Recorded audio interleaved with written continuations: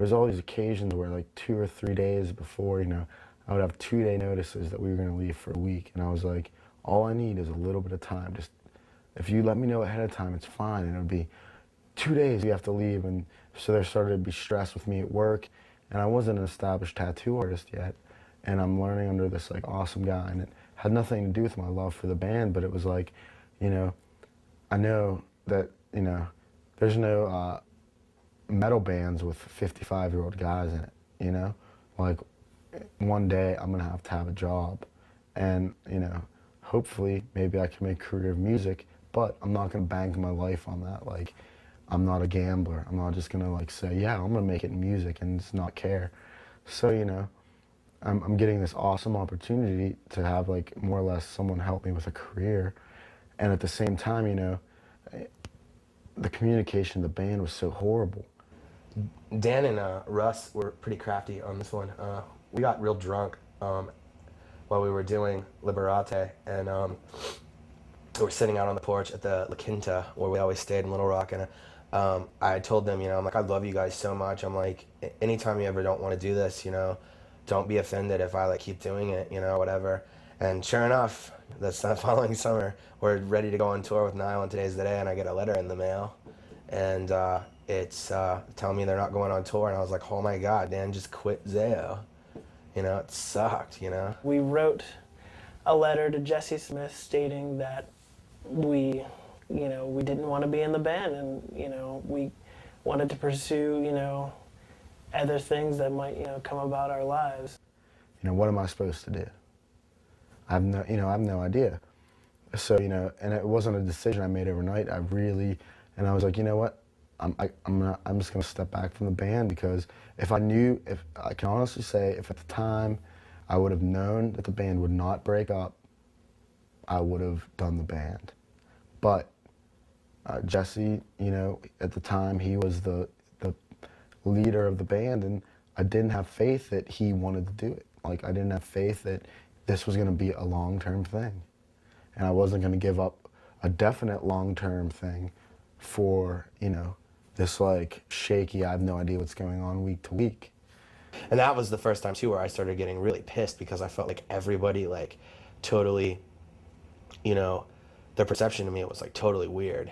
Like, it was totally like, he's a nut job, he says whatever he wants, he's a dick, he treats his band like blah blah blah, he thinks he's a rock star. And like, in my mind, that was the last thing I was thinking about. Like, I was thinking about if I could get enough balls to like blow my brains out or like,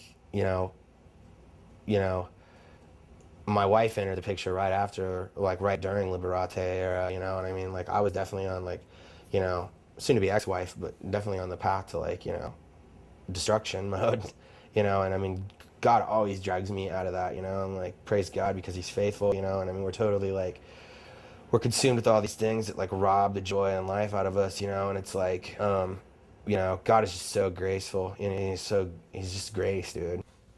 I was in a situation at the time when all that stuff went down. I remember when we actually were in Indianapolis at the Emerson Theater, and when the whole talk of Dan and Russ leaving the band kind of came up, and them talking about writing a letter to Jesse saying, we're done with the band, we don't want to do this anymore.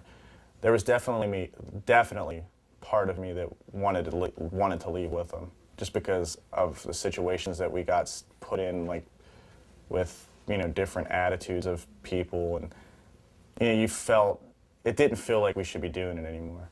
But there was also 50% of me that all I wanted to do with my whole life was play music, and if anybody was even going to remotely try to keep going, I couldn't quit. I couldn't do it personally, because I loved it too much and I didn't want to leave it.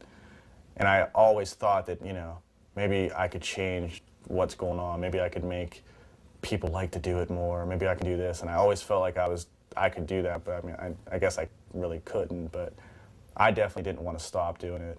I remember having a conversation with Scott, and him just being like, it sucks, because like, he told me this like, probably like 2 years ago when Zao got back together to do what would become Funeral of God, but he was just like, I just love hanging out with you, and then love like playing. I was like, I feel the same way, and he's like, but when it's you and Zao, it's a monster, it's like you become like, you know, I mean, there's so many different people to blame, but I'm not in the freaking, like, where I'm at now in life. I'm not in the position of pointing fingers, and, you know, it's like, I made so many mistakes, but I definitely think Dan and Russ taking off was when I started being like, you know, I don't know if I want to do this anymore. I'm sick of people telling me, like, ooh, because you go ape while you play, you're such a good drummer, and blah, blah, blah. Do you like me, or do you like the fact that, you know, whatever, you know? I became consumed with the idea of Jesse from Zao, you know? And they left, and I remember me and Rob reading that letter, and I called Scott, and we were just all like, come on, dude, like, we were bummed. And it was 2 days before a tour, called Corey Darst, learned all the songs, went on tour.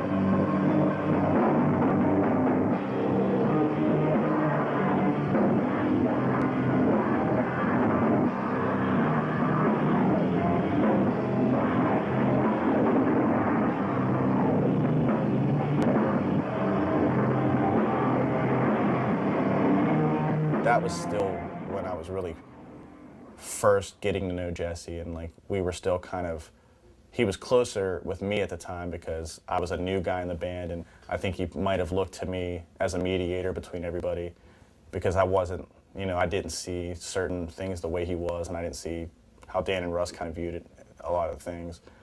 So I kind of stuck with Jesse at the time because I thought, you know, if this guy completely lost every member of his first original band and replaced them, he could probably do it again. Let's see if we can do it.